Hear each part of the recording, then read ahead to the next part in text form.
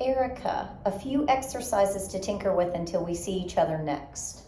The bent knee opening was the idea of being able to keep the pelvis pretty steady, pretty level, so you're feeling the sacrum resting evenly and in contact with the mat. We can start with both legs, Erica, opening out to the side, and then kind of slow motion on this one, bringing the legs back in. And you're kind of seeing your range of motion here, as well as checking out the, just a nice little stretch of the inner thighs. So then you take it into a single leg activity. So one leg at a time, alternating. And some things to just keep in mind are that the shoulders, we want them resting. Note that there will be work and activity on the front or kind of even the sides or along the spine a bit, as long as you don't feel like there's sharp pain or that it's impeding a natural movement. And then the other exercise that we did, Erica, was the single leg lift.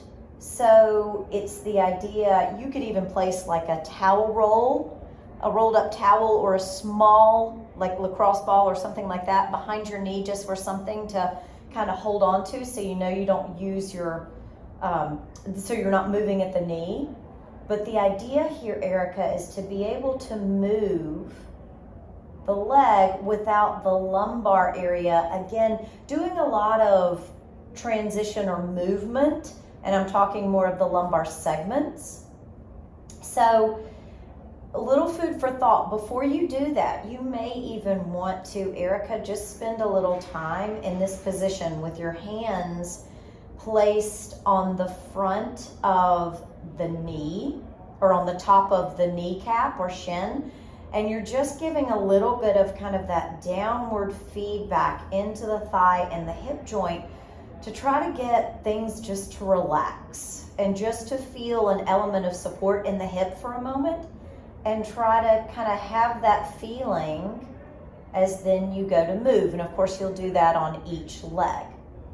Now, a bonus activity for, you had asked for a little something for above the knee. So one of my favorites is going to be if you can get your small foam roller to place underneath your knee. And this is by no means a foam roller, but it's just something I can place under my knee. So you've got your small foam roller, and you can do this laying on your back, or you could even do it sitting.